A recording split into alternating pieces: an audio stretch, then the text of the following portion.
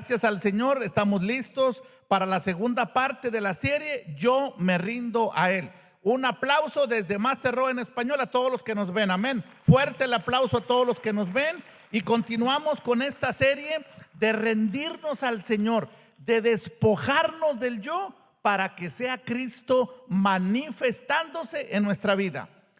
Todos conocemos la frase que Pablo comparte de una manera poderosa. Ya no vivo yo, mas Cristo vive en mí. ¿Cuántos lo saben? ¿Cuántos lo han escuchado? Amén. Ayúdenme en esta hermosa tarde. Pero Pablo no solamente lo explicaba, lo vivió, lo experimentó y lo compartía con autoridad. En otras palabras, esa palabra no es para que solamente usted se la memorice y diga, qué palabra tan bonita, que es bonita, pero es poderosa cuando la experimento. Toma otro sentido cuando yo digo, ya me voy a rendir para que sea Cristo operando, manifestándose y expresándose en mi vida. Amén. Pero esa es una decisión que yo tomo cuando yo voy caminando creyendo en sus promesas. Y eso debe ser una dinámica constante. Si yo creo en sus promesas, yo debo de caminar creyendo en ellas, aunque la circunstancia sea diferente y sea difícil. ¿Por qué el hombre siempre quiere caminar en su voluntad? ¿Por qué el hombre siempre quiere caminar en contra de la dirección de Dios? Usted véalo a través de toda la historia, desde Génesis hasta Apocalipsis. Dios les decía que hicieran algo y hacían lo contrario. Dios los quería amar, los quería guiar, los quería proteger, fortalecer, proveer todo. Y ellos dirían, nosotros andaremos en nuestro propio camino. Es más, hay un versículo donde ellos dicen literalmente, cuando el Señor les dice, hagan esto, y ellos dicen, no lo haremos. Literalmente. Todo eso se escribió no para recordar y criticarlos a ellos. Se escribió para nuestro testimonio, para que lo que ellos hicieron, nosotros aprendiéramos. Pero es triste ver que todavía en el siglo XXI en el que estamos, mucha gente todavía pelea con Dios. Yo sé que usted no me lo va a creer, así, ay pastor, pues de modo que usted se va a poner uno. No estoy hablando de eso. Cuando yo digo peleo con Dios es estar en contra de su voluntad, es estar en contra de lo que Él ha establecido, es estar en contra de la dirección que Dios te ha dado a tu vida y que no la has querido hacer. Es estar en contra de las promesas de Dios y no creerlas. A eso me refiero. Y mucha gente todavía se resiste. Y le dije la semana pasada y se lo quiero recordar. Hay tres aspectos en el cual el hombre cae en ese error. Le dije, a ver quién se acuerda. Número 1, ignorancia. Número 2, desobediencia. Y número 3, pereza. Cuando tú ignoras, no importa que tengas buen corazón. Un ignorante no se puede poner delante de un abogado a ponerse a discutir, aunque sea una buena persona, porque esa ignorancia le impide entender la dinámica de la ley. Pero en lo espiritual es más delicado, porque un ignorante nunca tendrá justificación delante de Dios. Es que yo no sabía. No, habiendo conocido a Dios, no le dieron gloria a Dios, sino que se desviaron. El que conoce y desobedece es peor todavía, porque el que sabe hacer algo y no lo hace, le es pecado, porque ya lo sabe. El pueblo de Israel conocía a Dios, o bueno, no conocía a Dios, había experimentado su poder, porque si lo hubieran conocido no hubiera sucedido eso. Hoy en nuestro tiempo, así hay mucha gente que conoce, tiene títulos, tiene esto, pero no hay una expresión de ese conocimiento. ¿Sabe qué es una expresión? De una información, no de un conocimiento, que es diferente.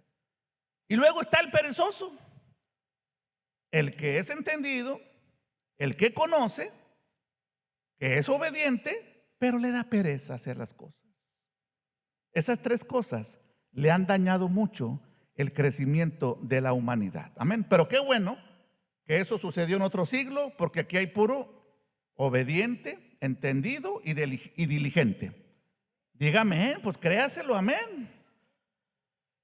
Entonces el hombre, en su pensamiento, en sus deseos, en sus sentidos, ha querido operar desde la ignorancia, pensando que es la mejor respuesta a su vida. Usted véalo. Y le voy a poner 3 ejemplos. Amén. Listo. Hay 3 ejemplos. Hay muchos ejemplos, pero muchos han leído de Job. Amén. Muchos han leído de Job y yo me identifico con Job. Bueno, un poco, porque no creo que nos pudiéramos identificar plenamente para lo que él vivió. Pero algo de hecho a mí me gusta mucho la historia de Job. Y yo le pregunto, cuando usted lee toda la historia completa, no solamente un versículo, un pasaje, no, de principio a fin. De hecho lo vimos un tiempo, ¿se acuerda, hermana Ana? Allá en Deer Park, estuvimos estudiando Job. Pero quiero entrar a la parte cuando Job quiere presentarse delante de Dios y quiere como ponerse en una actitud como diciendo, ¿tú dónde estabas? Y empieza a querer a contener, a discutir con Dios. Y Dios lo deja que hable. Me gusta esa parte. Porque una persona sabia escucha. No solamente la blanda respuesta calma al aire, dice la escritura. Entonces, ¿sabe qué hace Dios? Viendo la ignorancia de Job, lo escucha. Y Job empieza ahí a discutir y a decir en ignorancia. Y cuando ya termina Job de hablar, le dice, ¿ahora sí ya terminaste? Sí, estaba muy bravo, muy enojado. Y le dice Dios, bueno, ahora dime tú, ¿dónde estabas cuando yo hice las Pleiades, y hice los mundos, y hice las profundidades de esto? Y le empieza a decir todo. Ya Job se da cuenta de su ignorancia, como que despierta. Y así a veces nosotros actuamos con Dios.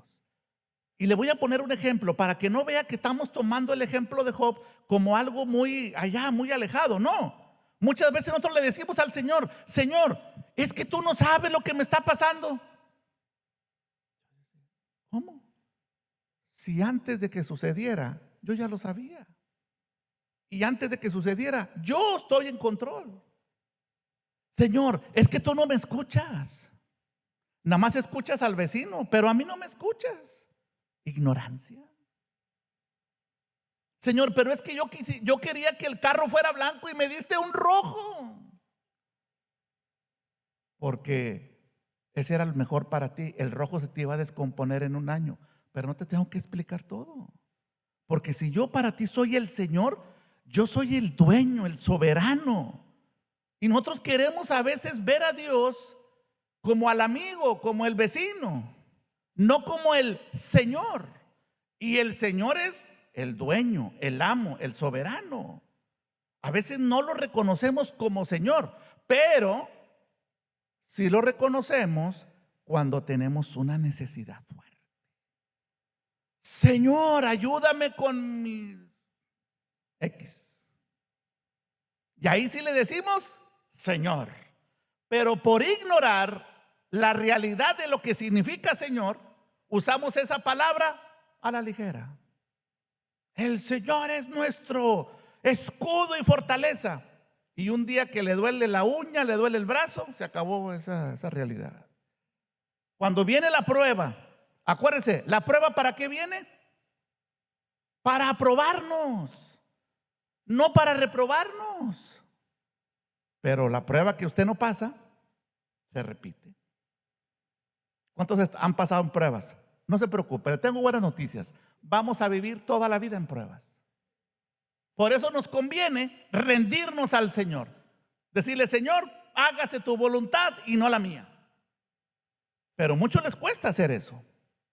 No, es que yo creo que si me voy aquí y le hago aquí y empieza a maquinar y al último quiere consultar con Dios. Y cuando las cosas no funcionan, entonces, no, es que Dios a mí no me ayuda y eso que yo sirvo y que yo hago esto. No, es que no te rindes al Señor. No nos rendimos al Señor. Amén. Entonces ya vimos a Job. Jonás, que muchos lo critican. Es que Dios le dijo que fuera acá y se fue para acá. Pues sí, porque usted no está en la posición de Job. De Jonás, perdón. ¿Cuántas veces Dios a nosotros nos ha dado una dirección y operamos como Jonás? Pero mire, alguna parte de la historia de Jonás me llama la atención que, total, Jonás piensa que se va a salir con la suya, ¿verdad? Se lo come un pez. Muchos dicen que fue un tiburón, que una ballena. Olvídese, fue un pez grande. Olvídese qué fue. Lo avienta 3 días después y total, ya va todo enojado y le dice: va, comparte, predica, y se convierte. Y mire el coraje de Jonás. Por eso yo no quería venir, porque yo sabía que tú los ibas a perdonar y son bien malos. Y realmente eran tremendos. Pero ¿cuál era el problema de Jonás? Pues tú ve y predícales.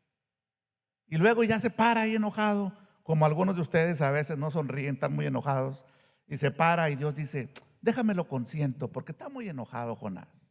Y como el amor de Dios es eterno, independientemente de su enojo o de su sonrisa, Dios no cambia, su amor es eterno. Amén. Así que mejor sonría, ¿verdad? Porque se ve diferente.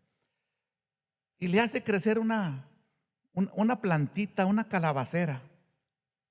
Y aunque le da sombra, se enoja porque Dios le pone eso. Muchas veces así actuamos nosotros. Pero ¿sabe una cosa? Lo vemos en Jonás, lo vemos en Job, pero no lo vemos en nosotros. Y termino con este ejemplo del apóstol Pablo, o Saulo de Tarso, cuando Dios lo llama en Hechos. Él era un hombre que tenía otra dirección. Amén. Guiado por su tradición, por su ignorancia, por lo que él creía en su corazón. Y muchos así operan. Es que yo siento en mi corazón. La Biblia dice que el corazón, ¿qué? Es engañoso. Amén. No, pero es que yo siento una corazonada. Yo creo que es por aquí. No, eso no funciona. A lo mejor en las películas funciona, pero eso en la realidad espiritual no funciona. ¿Y qué hace el Señor? Conociendo la ignorancia, la oscuridad y la condición en la que vivía Saulo de Tarso, va y lo llama y se le presenta delante de él y le dice: Pablo, Saulo, ya estuvo de que me estés persiguiendo. Ahora yo te voy a encomendar y te voy a dar otra dirección. Qué bueno que el apóstol Pablo después dice que él no fue rebelde, ojo, a la visión celestial. Lo que el Señor, el resucitado, no el que anduvo en Galilea, no el encarnado, no el resucitado, cuando se le aparece y le dice lo que tiene que hacer. Y ojo, Jesús siempre fue claro: te voy a mostrar cuánto vas a sufrir por mi nombre, pero me vas a hacer instrumento para hablarle a reyes, a príncipes, a gente entendida. Jesús siempre fue claro. ¿Y sabe qué hizo el apóstol Pablo o Saulo de Tarso? Fue obediente hasta el último día de su vida. ¿Que fue procesado? Claro. ¿Que vivió una vida de desafíos? Claro. Pero fue obediente a lo que el Señor le mostró. Nosotros deberíamos de aprender a no ser rebeldes a la visión celestial. A lo que Dios ha puesto, te ha revelado, te ha afirmado, Dios espera que tú le obedezcas. Eso no tiene nada que ver con las situaciones que pasen en su vida. Aunque en su familia pase el peor tragedia, eso no justifica desobedecer lo que Dios nos ha mostrado. ¿Y ahí qué se requiere? Rendirnos. Señor, ya no entiendo, ya no puedo, ya aquí está todo, pero yo te voy a servir. ¿Cuántos dicen amén? Yo voy a creer en tu nombre. Yo voy a caminar confiando en ti. Aunque la gente me critique, aunque la gente me diga que estoy loco. Pues sí, porque el mundo siempre te va a decir que estás loco. Amén. Pero para el Señor es un privilegio cuando los hijos obedecemos aún en medio de la peor circunstancia. Amén. Amén. Ahora, ¿cómo es que Dios lo ha hecho contigo? ¿A cuántos el Señor los ha vencido? Ay, pastor, yo nunca me he peleado con el Señor. No, no me refiero a eso, acuérdese. No estoy hablando de ese asunto de que usted se imagina de una pelea callejera, una pelea ahí del box. No, me estoy refiriendo a eso. Me estoy refiriendo cuando Dios te guía, trata y tú te resistes y te resistes. Hasta que un día le dices: ok, Señor, a mí el Señor me venció. Yo no sé a usted, pero a mí el Señor me venció. Dios me habló, me cerró una puerta, me cerró la otra Y yo todavía, no, yo puedo, no, vamos a intentar. Hasta que un día dije, ya, ok, Señor, ¿qué hacemos? Esto, bueno, aquí estamos después de casi 30 años. Entonces, muchos de nosotros necesitamos ya rendirnos, ya. Pero no rendirnos en aventar la toalla, no. Rendirnos al yo para guiarnos por su voluntad. Y eso implica un desafío. Implica dejar de agradar a mucha gente por agradarle al Señor. Pero si Él es mi Señor, yo soy a Él al que le debo de agradar, no a la gente, y menos al mundo. Pero ¿qué hacen muchos hijos de Dios? Prefieren quedar bien con el mundo aunque queden mal con Dios. Y ahí es donde se pone difícil la película, amén. Pero estén siempre gozosos, dijo el Señor a través del apóstol Pablo, amén. Bueno, vamos por el primer texto, Primera de Tesalonicenses 5:16, amén. Primera de Tesalonicenses 5:16. A ver si lo tienen por ahí, para que usted pueda disfrutar todo lo que el Señor siempre ha manifestado. ¿Está conmigo por ahí? 5:16. Primera de Tesalonicenses capítulo 5 versículo 16. ¿Listos? ¿Estad cómo? Pero como que se escuchan todos. Estad siempre gozosos. Yo le pregunto, ¿por qué no le hubieran puesto aquí estar siempre gozosos cuando todo sale bien? Yo no le veo eso ahí. Estar siempre gozosos cuando a usted le dan buenas noticias. Aquí dice estar ¿cuándo? Siempre. Quiere decir, decía el hermano Rodney, porque yo siempre tomo partes de los que dan testimonio. Siempre le pongo mucha atención, ya lo sabe usted. Es que sea Dios en su voluntad. Aunque no lo entendamos, aunque la gente te diga, ¿para qué haces eso si hay 600? ¿Cuánto, hermano Ronnie? Eso es lo que dice la gente. Yo recuerdo una vez, sin conocer del Señor, hermano Ronnie, sin conocer, fui a una aplicación, no sé, esta se me acordó, y llegué a la empresa y había como unos 60 personas sin conocer del Señor, y yo dije, pues yo voy a ir. Yo ni siquiera me preocupé, yo voy a ir. Para gloria de Dios, escogieron a 5, después a 3, y no me eliminaban. Y al final, a mí me dejaron sin conocer del Señor. Porque este es un asunto de que Dios obra conforme a su voluntad. Ahora dice la Escritura, si antes siendo enemigos de Dios, Dios nos guardó, ahora que estamos reconciliados con Él, y todavía esa mentalidad, mi hermano Ronnie, de todos se nos olvida. ¿A cuántos Dios los guardó antes de que conocieran del Señor? A mí me guardó muchas veces. Yo le pregunto, si antes siendo enemigos Dios nos guardó, ¿ahora qué? ¿Nos va a descuidar? Nada más que todavía no lo la creemos. Así que opere creyéndole al Señor. Entonces, estar como siempre gozosos. Todavía les falta un poquito algo más para que sacarle una sonrisa, porque como que viene duro hoy. Ya mejoró. Amén. Estar siempre gozosos. Orad como. No quiere decir que va a sacar a César de su casa. No vaya a pensar que es eso. ¿Ok? Estar siempre. Usted va manejando.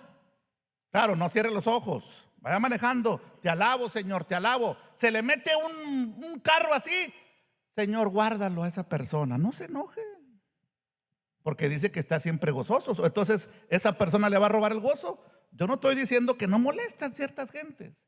O si no, a usted le ha pasado que usted está esperando que alguien salga del estacionamiento de este lado y viene otro y más fácil y se mete. ¿A usted le ha pasado, hermana Ana? Oiga, se siente feo eso. Pero estar siempre gozoso. Acuérdense. Bueno, dad gracias en todo, para que vea que todavía nos cuesta rendirnos al Señor. Muchos de nosotros solamente damos gracias cuando algo sale bien, pero no damos gracias a Dios cuando viene una prueba. De eso la mayoría no da gracias. Cuando Pablo dice que ahora de buena gana me gozaré más en mis tribulaciones, porque él ya lo había experimentado. Dice, porque ahí opera el poder de Dios. Pero para poder experimentar eso requerimos mucho proceso.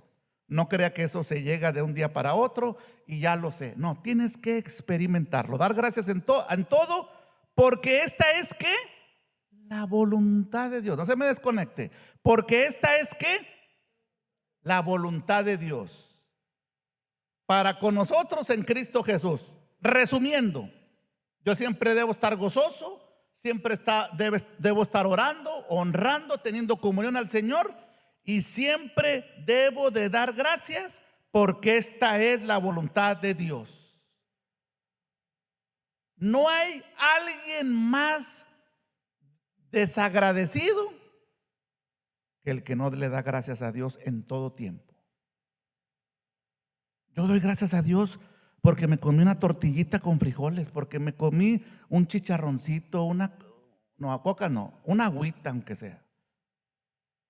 Doy gracias a Dios porque Dios me permitió este día. Doy gracias a Dios porque comí algo, algo. Siempre debemos de dar gracias en todo, porque esa es la voluntad de Dios. Así que recuérdelo siempre. Pero para dar gracias a Dios y estar en esa condición es cuando yo deposito toda mi carga en Él. Mire qué cosas. Muchos de nosotros, cuando nos invitan a una buena comida, una buena compañía, vamos.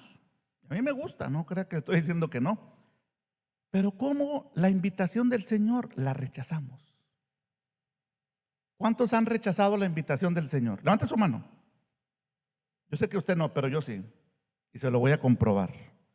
Venir a mí todos los que están cansados y trabajados, y yo los haré descansar. Y usted no va y descansa en el Señor. Descansa en el amigo, en la televisión, en las novelas. Bueno, usted no ve novelas, pero los que ven novelas en otros países, algo, descansa en algo más. Pero el Señor te dice, venir a mí y descansa. Señor, es que no tengo tiempo. Ya aparecen Marta o María. Siempre me confundo con ellas dos. Marta, tan afanada. Créame, necesitamos descansar en el Señor. Ahora, si usted se quiere ir más rápido al hospital o 3 metros bajo tierra, no descanse en el Señor. Ignore la invitación del Señor. Pero entonces después no digamos, ¿por qué pasa esto? Por desobedientes. ¿Amén? Así que nada más hágale así. Pero ya no va a ser desobediente. Aprenda a descansar en el Señor. Créame, aprender a descansar en el Señor y despojarnos de todo peso en el Señor va a traer paz y gozo. Pero el verdadero gozo, no el gozo que el mundo da, el gozo de que estás en la situación y usted está descansando. Amén. Como en la barca, el Señor que estaba haciendo, descansando.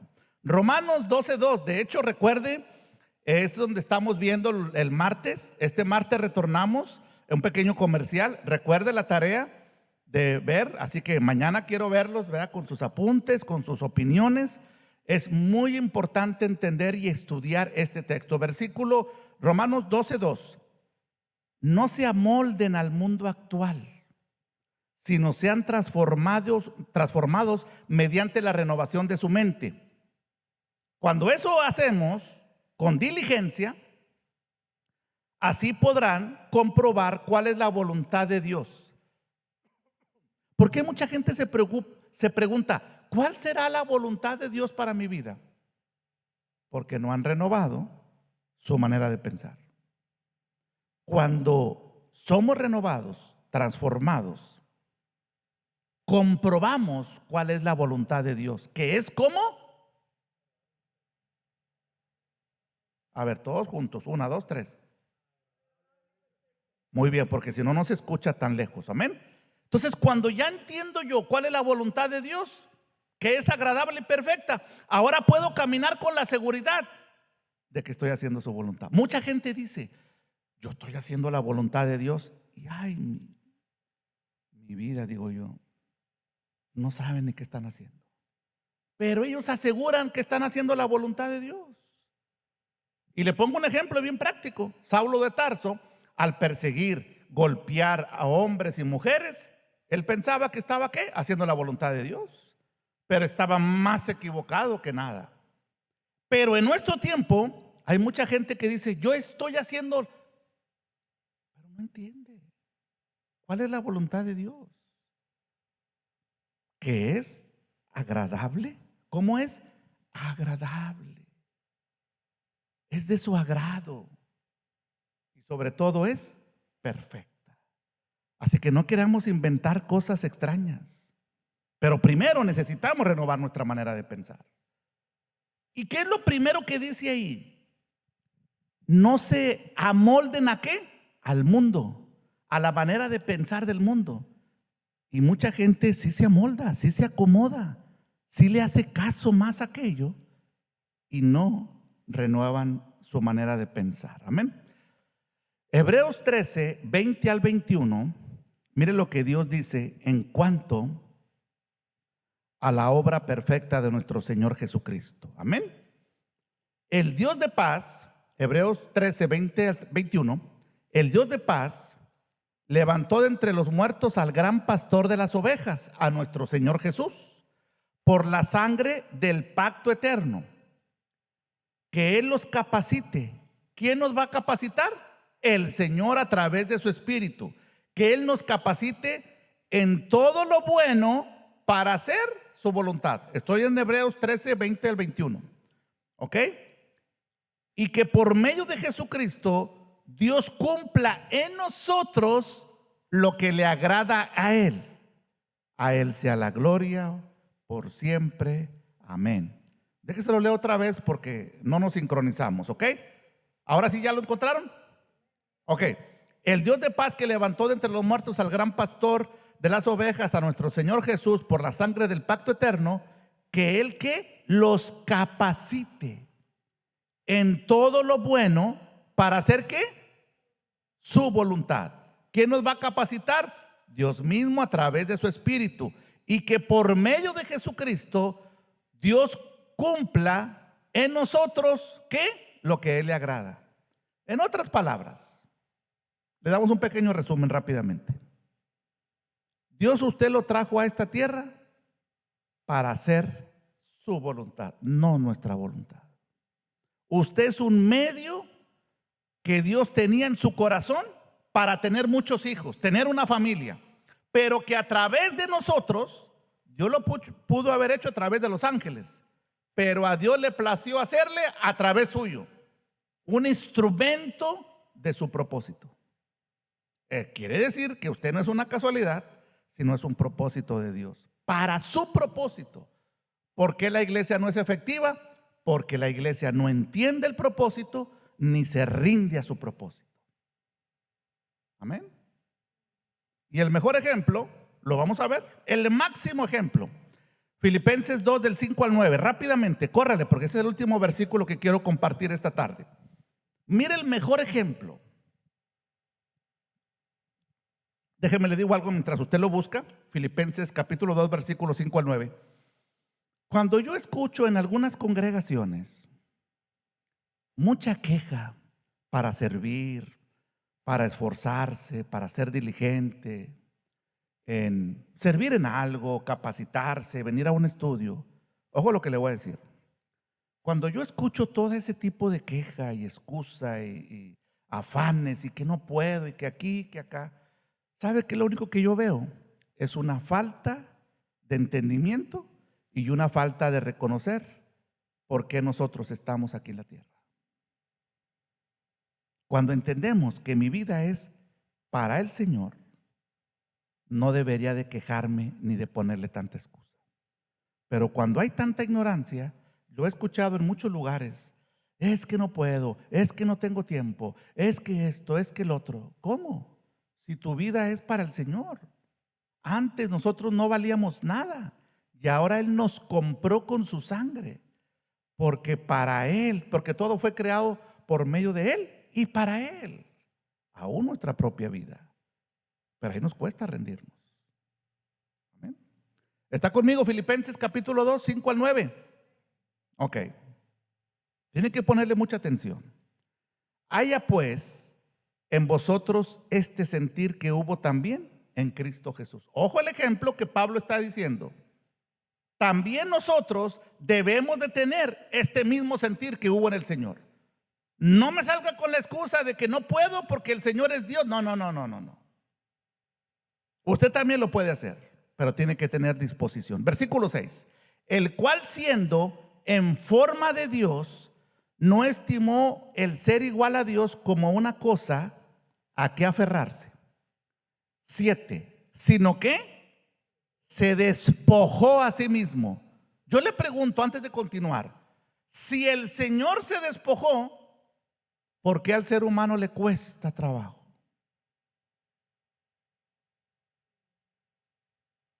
No, es que nada. Amén. Sino que se despojó a sí mismo, renunció, tomando forma de ¿qué?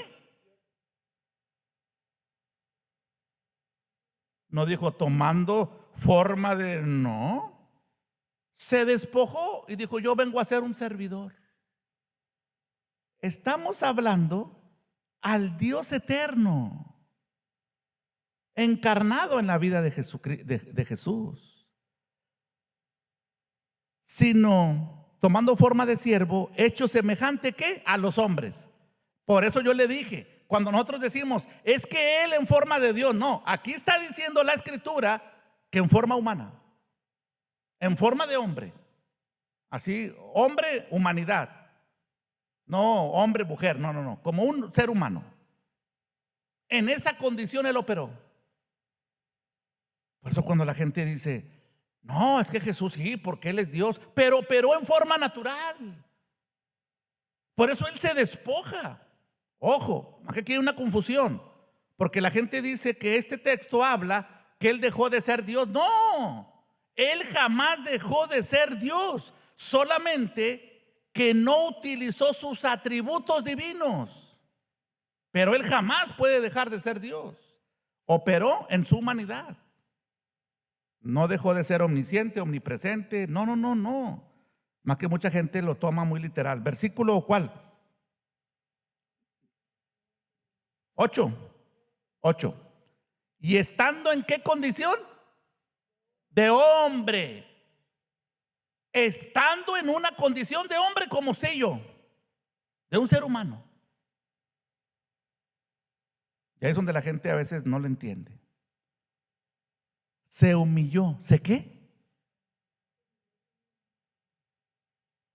Y entonces cuando alguien le pregunta, ¿me ayuda con esto? Ay, no. ¿Yo por qué voy a recoger una mesa? ¿Por qué voy a limpiar unos platos? Si tenemos el mejor ejemplo del Señor. Creo que ustedes me han visto. Yo he levantado los platos, hermana Angélica, y a veces no me dejan. Y les entiendo. Pero aquí nosotros debemos de tomar el ejemplo del Señor. Amén.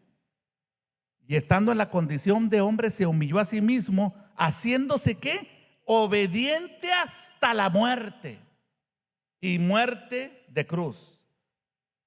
Por lo cual Dios también lo exaltó hasta lo sumo y le dio un nombre que es sobre todo nombre. Pero como yo sé que usted lo entendió, pero le quiero que le quede más claro, le voy a leerlo en la Nueva Traducción Viviente. Igual, del 5 al 9. Pero quiero que a usted le quede bien claro esto. Amén. Así que sígame con su vista. Tengan la misma actitud que tuvo Cristo Jesús. Yo le pregunto, ¿esta es una opción o es un mandamiento o una ordenanza? Le están preguntando, ¿a usted le gusta? No, no, no, no, no.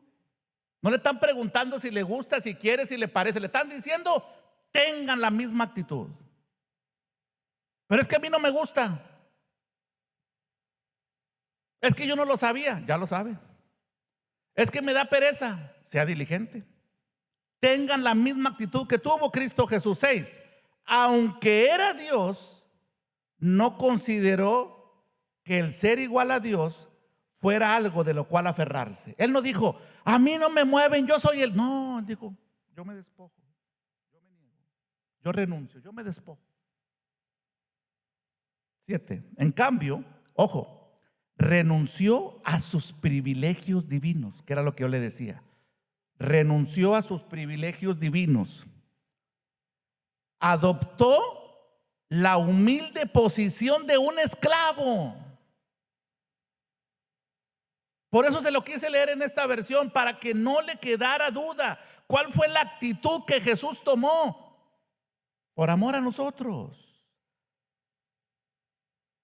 Adoptó la humilde posición de un ¿qué? De un esclavo. Y nació como un ser humano cuando apareció en forma de hombre. 8. Se humilló a sí mismo en obediencia ¿a quién? A Dios. Y murió en una cruz como morían ¿quiénes? Los criminales. Por lo tanto, Dios lo elevó al lugar de máximo honor y le dio un nombre que está por encima de todos los demás nombres. Ya nos quedó un poquito claro cómo es que Jesús sí se despojó, se humilló y vino a entregar su vida. No un año, no 2 años, no cuando quería, cuando tenía ganas, cuando estaba cansado, no. Él vino y se humilló y fue obediente estando en la condición de hombre. ¿Y obediente hasta cuándo? Hasta la muerte y muerte de la cruz. ¿Por qué no le dan un aplauso al Señor? Amén.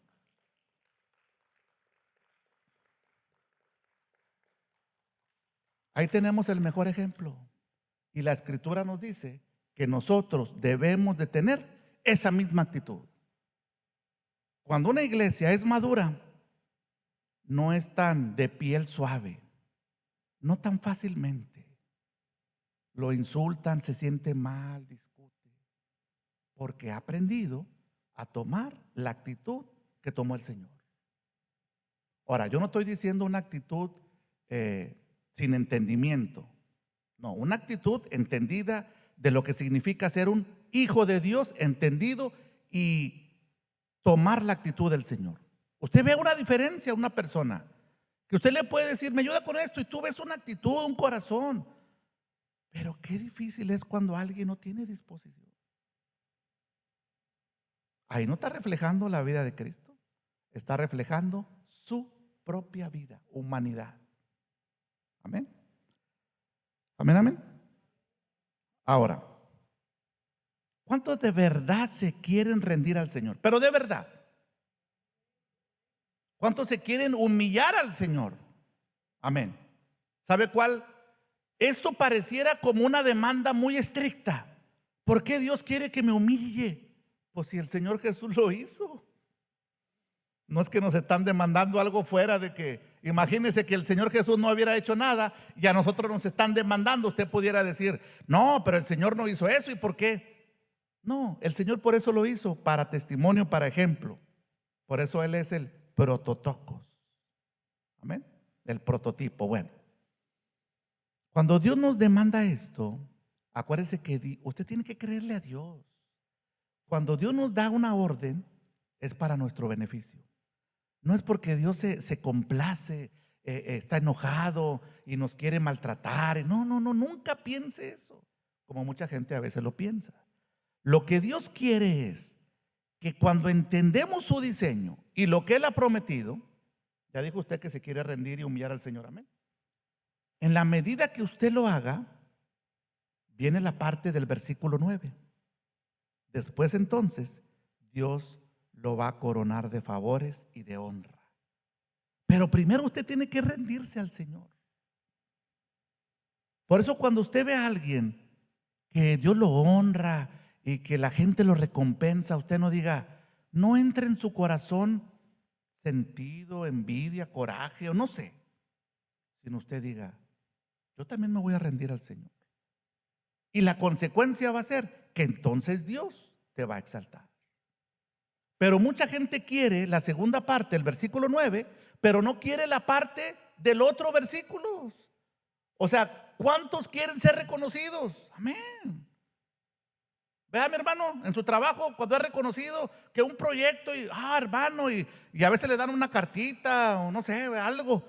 Oye, se siente gusto porque es un reconocimiento, es una honra.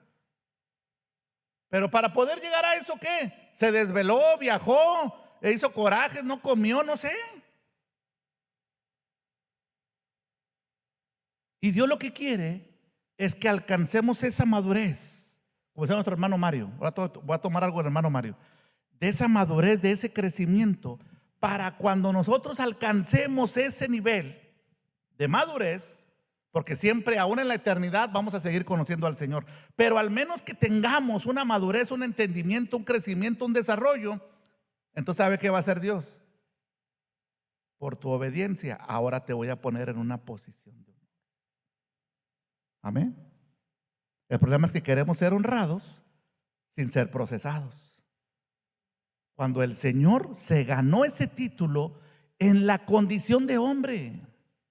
A veces la gente dice, ay, Jesús le dieron el máximo. Y déjeme meter un poquito aquí al griego. Hay mucho del griego que hablar aquí, pero nada más le voy a dar 2, 3 puntos, ¿ok? Usted me conoce.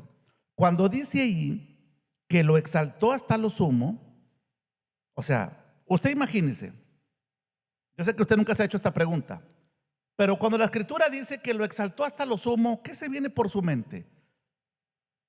Que lo exaltó de una manera muy grande, pero nada más ahí queda nuestra mente. Pero mire lo maravilloso y perfecto del griego, que ese sí es preciso, no como en el español. No, pues lo exaltaron hasta lo sumo, hasta algo muy grande, general. En el griego ahí la idea es el máximo nivel de honra se lo dio al Señor, el máximo nivel. Así que ese nombre por el cual se le dio un nombre que es sobre todo nombre, no fue consecuencia de que él se llamara Jesús. Fue consecuencia ¿qué? De su obediencia y de su humillación. Pero eso lo hizo para agradar al Padre primeramente, ojo. Por eso el Padre, ese es un asunto de familia. El Hijo agradó al Padre lo que él quería. Y entonces el Padre lo honra porque él fue el único capaz de cumplir lo que el Padre quería. Pero aquí viene la mejor parte para usted, para que sonríe. Pero si no me regala una sonrisa, no se lo digo. A ver, sí, ya, muy bien. Entonces esa obediencia nos la otorga a nosotros. Y ahora el Padre, ¿a usted lo ve como? Perfecto y completo. Y usted se ve, no sé cómo. Lo ve, el Padre, usted lo ve perfecto, completo, victorioso. Porque hubo alguien que sí se humilló y que sí fue obediente. Y por eso el Padre, ¿qué le dijo? Él es mi Hijo amado. En Él me complazco. En Él tengo complacencia. Él vino a traer el gozo que yo deseaba. Y lo hizo por amor a nosotros. Entonces cuando usted dice, no me puedo rendir, no puedo ser humilde, no puedo ser así. No he entendido. Pero qué bueno que ya entendió. Amén. El mismo Señor lo hizo y se nos demanda a nosotros que tengamos la misma actitud. Así que cuando yo le diga, hermana, usted va a trapear toda la iglesia con gozo, hasta va a bailar de gozo, no me va a decir que no tengo tiempo, es que me tengo que ir porque tengo algo que hacer. Es un ejemplo nada más, ¿verdad? No crea que la voy a poner a trapear la iglesia. La vienen a trapear en la noche. Pero tenemos que tomar la misma actitud. Una persona madura que ha entendido que vive para el Señor y no para Él, no tan fácilmente se enoja ni se molesta. Porque Él dice, ya no vivo yo. A mí usted me puede decir lo que quiera, pero yo vivo la vida perfecta del Señor. Así que si usted me quiere decir, criticar, dígame, yo no me voy a enojar. ¿Cuántos pudiéramos decir eso? Ahí vamos, pastor, dígame, ahí vamos. Pero vaya rápido, no se estanque. Para que entonces un día usted pueda expresar y experimentar el ya no vivo yo, mas Cristo ahora vive. Y lo que ahora vivo, lo vivo en la fe del Hijo de Dios. Ya no tiene nada que ver conmigo. Siempre todo tuvo que ver con Él y para Él. Nos despedimos de todos los que nos ven. Gracias en esta tarde. El próximo domingo continuamos con esta serie, la tercera parte.